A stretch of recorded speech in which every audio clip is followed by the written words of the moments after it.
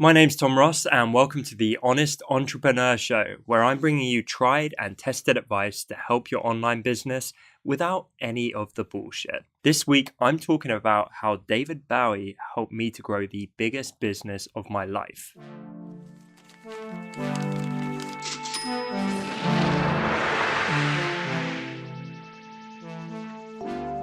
Now, I know what you're thinking. What in the name of sweet Jebediah does David Bowie have to do with my online business? And to tell you this story, I've got to take you back a few years. It was about 6 years ago when I was starting my now company, Design Cuts. And at the time, I was not necessarily in the best place. I'd been burnt in business. I'd been trying to find direction. And through all of that kind of journey, remember, I've been doing this a fairly long time, I found I'd reached a point of clarity. And that clarity was that I knew I had to be the best. And I think I've touched on this show before, how there is no point being like number 3 or number 7 in your industry because people are just going to go with number 1. When I was younger and I was less experienced, I genuinely thought I would look at $1 million businesses and I would think, well, if I can just be 10% as good as they are, I'm going to make $100,000 a year. And of course, that is ludicrous because why would anyone want something 10% as good as something else when they can just go and get the best thing? So that was a fundamental learning lesson for me. But I still felt like I needed a kind of framework. I needed a strategy for how to apply all of this thinking. And that's where good old David Bowie stepped in and saved me. So at the time, I don't know why I was thinking about this, but I was familiar with how David Bowie used to write his lyrics. And he had a approach which I think other people like Iggy Pop have used, where he would basically write down a bunch of ideas on a bit of paper, and then he would tear that paper up and he kind of just discombobulate them all over the place. And then he would have to reassemble them and piece them back together into essentially a new order and create something original in the process. And I even heard that he would do this and he'd rip up all the paper and then he'd put them around him in a giant circle. And then he'd just kind of look around this circle and pick out bits and, find inspiration that way. And so that is, believe it or not, exactly what I did. That's how I managed to launch the biggest company of my life, was by following this technique. So knowing that we had to be number 1 in this new industry, I thought, I'm going to use this technique and I'm going to try and get pretty strategic with how to reach that number 1 top spot. And I had actually done it before, right? So I'd used this similar technique before and it had worked really well. And this time I thought I'm going to take it even more seriously. I'm going to sit down and I'm going to map everything out and I'm going to think strategy wise. When we started Design Cuts, we were in the design bundles space, right?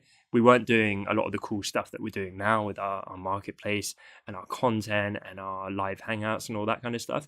We were in the bundle space. And so that was these limited time graphical bundles for amazing prices and that kind of thing. And I remember looking at the state of the wider market. And at the time, there were a lot less bundle sites, but there were definitely some competitors out there. And I kind of whittled it down to about half a dozen main contending competitors in this space. People where they kind of had all the market share, the people that were owning that space at the time. And I thought, well, there's no point me trying to just fit somewhere in there and be number 4 out of 6 or 7. I got to find a way to be number 1. And so that's where I got this David Bowie technique and I started implementing it. And what I did was I found all these competitors and I would print off their logos. And I'd start with that and I'd put these logos around me in a circle. And I kind of just made this giant circle, this giant ring around me on the floor. And I looked like a madman, honestly, as I'm sure David Bowie did when he was writing his lyrics. And then I started thinking, what are the key areas which kind of go across all of these businesses? And that was stuff like product quality and price and brand and customer service and all of these different areas. And so then I started looking at all the various companies and websites around me, and I started doing some digging and started doing some investigating. And I would go through and I would basically grade each one of them out of 10 in these various areas. So I found there was some companies that had like okay product quality, the price was okay, but the customer service was horrible. And there were other companies that had like pretty good customer service, but were doing badly in other areas, or other companies that were kind of like pretty good across the board, but not amazing. And you can really have fun with this. I think, I don't want to call it spying, let's call it investigating, but I know Richard Branson has done similar techniques. So when he was starting up Virgin and other companies he's run, he would basically go undercover and he would pretend to be customers of his competitors, and he would send them like fake support emails. He'd do some digging, and then he would gauge how good the response was that he got back. And I think I read in his autobiography, he even started doing this internally as Virgin grew, where he would send support requests to his own team, pretending to be some anonymous person, some random customer. And then he would just go back and forth with them and judge how good they were. There was some like hilarious anecdote where they basically they were going back and forth with him, and he's like getting more and more belligerent and difficult, pretending to be this really nasty customer, and they're trying to appease him, and they go back and forth.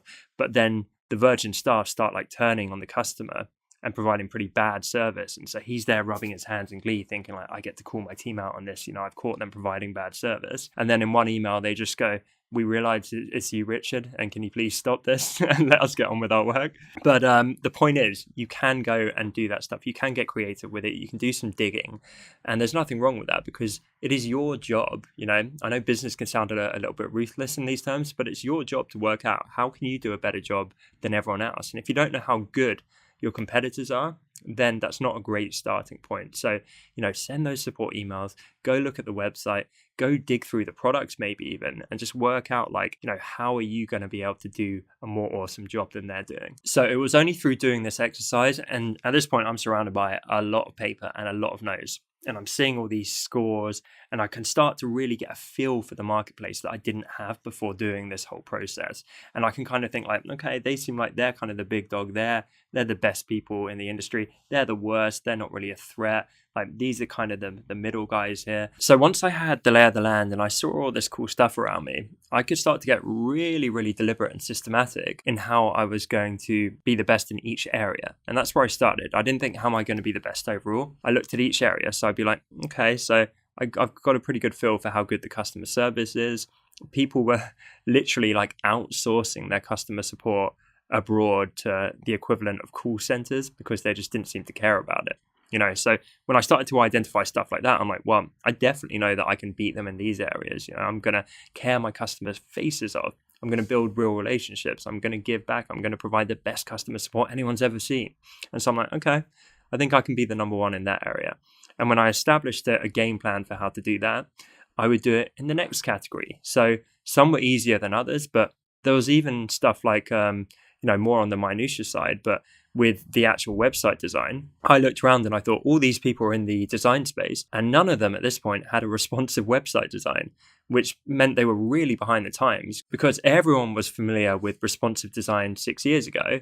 And so it just felt kind of hypocritical that you'd be serving designers, but you'd have a kind of janky website that didn't really work well on mobile. So I was like, okay, so that goes on the list. We're going to have a better website in general, but it's going to be responsive as well. And it was like all these little pieces, and they really start to build up. So it's not like one single thing that's going to make you the best. It's like you can literally get piece by piece by piece and systematically kind of build out a way to become the best in your industry. With this approach, I would just keep going. And we found a solution to become the best product quality. And I thought people weren't really pushing the prices as much as they could. I'm sure with, a bit of negotiation, some better deals could be gotten here. It seems like it's kind of lazy what people have done here. And we can provide even more value for people. And it was just trying to get as close to like a 10 out of 10 in every single area. And so by the end of this exercise, I got just a ton of paper around me, and I'm looking at it and going like, okay, so customer service, check. There's an exact plan for how to be the best in that. Like product value and quality, like check, that's over there. Like site design and structure, check. And just went through dozens and dozens of categories for this, where there was not a single area of the business where I wouldn't be able to confidently say we are the best option. And I think that, confidence is the word, because when you know you're truly the best, you can market yourself so much better. You can be so much more confident in your marketing because most people know, right? You know if you're number 3. And if you're number 3, you can't confidently say, customers, come over to us, we're the best option for you, because you're not. You're saying we're the third best option, or at least you know that in the back of your mind. And so not only from like an attracting customers perspective, but in terms of being able to really own your brand and speak confidently about it and know that, you're going to provide the best value and the best thing for your intended customers better than anyone else. Like, that makes you a better marketer. It makes you more proud of what you've done. It makes you just happier day to day, I think. So a lot of you are probably listening to this and thinking, well, I'm in this space and I'm going up against people like this, and I'm never going to beat them because they're huge. They're a giant, right? How am I ever going to compete? And that is a very, very, very valid question, because as much as we were going up against some fairly big players, we were also in a pretty niche industry. And I think niche tends to be the answer, right? So we can always niche down further. And if you're finding that there's no way, like if you're going to end up being like 89th best at something, yeah, you might be able to carve out a business, but you're not going to get that traction. You're not going to get that product market fit that lets your thing really take off and go like a rocket, because there's 88 other people out there who are crushing you every single day. And so I think niching really is a good idea. There's no way we would come on the scene and be like, you know what, guys, we're going to be the number one search engine in the world, because Google would kill us. They do a better job in every single area. We would never be able to say to customers, come with us, don't come with Google. Why? There would be no reason. So I think niching is super effective. And I'll give you an example of this. Our video hosting company, Wistia, they started to own video hosting. But instead of trying to compete with YouTube, they niched down and they started doing it more for businesses. They would do things like they'd offer the analytics that bloggers and entrepreneurs and business owners wanted for their videos. They would offer all the functionality. They'd speak the language of business owners. They'd provide the service business owners wanted. They'd offer this more premium model. And so they weren't trying to reach the people that were just there always uploading their business videos on YouTube. They're trying to reach the people that wanted something better. So they weren't trying to butt heads with YouTube. They completely sidestepped them altogether. They found a niche, and then they could confidently own that niche, look at the small time competitors compared to YouTube in that space, and then do something similar to my David Bowie approach in terms of how are they going to beat them, and confidently say in every single area, we are the best option for our customers. So my exercise for all of you watching and listening at home, I implore you to try and do this exercise, right? Try and practice it. Think in terms of your space and the value you offer, and how are you going to be better than other people. And if you're struggling to do that, or it feels really impossible, maybe you should try niching down. And I know there's a lot of creatives in my audience, and I appreciate it's a little bit difficult. You can't really say I'm going to be the best hand letterer, or I'm going to be the best illustrator. But you could be like Lisa Glantz, right? She's, in my opinion, the best illustrator of like whimsical, cute bunnies and that kind of thing. And you'd think, before she did that, you could think, that's not a niche. You can never make like a healthy salary on that, right? But she's killing it. The same way I helped one of my followers recently, Chuck Chai. We had a good live chat on Instagram, and now I believe he's exploring food lettering literally with food, instead of just doing the ink lettering, which everyone else is doing. Millions of people are doing on Instagram. So suddenly he's just drastically shrunk down the pool of people he's going to compete with. And he could look at all the big food letterers now and be like, okay, what can I do that's different, more interesting, higher quality, provide better customer service than them, and tick all these boxes so he can say, you know what, I'm the best food letterer out there. So there always are angles. So I really encourage all of you to think, how can you be number one in your particular space? Guys, I hope this was helpful. This is one of my favorite techniques, to be honest. And I got such a high when I was first doing it. It's kind of coming back to me right now, talking about it again. But I loved that process. And have fun with, like, if you want to go real David Bowie, it's like pour yourself like a big glass of wine or something and kick back and like get some music on and make this an exercise. This should not be like an uphill slog of like a horrendous thing which you really begrudge doing. Literally enjoy the process, get creative, get free, cut up bits of paper, like get highlighters out, doodle. It should be a fun exercise. You could just sit there for a day or an afternoon or a weekend or whatever it takes and just get this done. But I guarantee you're going to come out the other side with more clarity than you went in.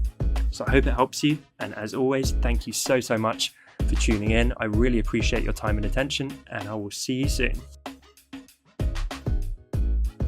Hey, thanks so much for watching this episode. Really appreciate you being here with me.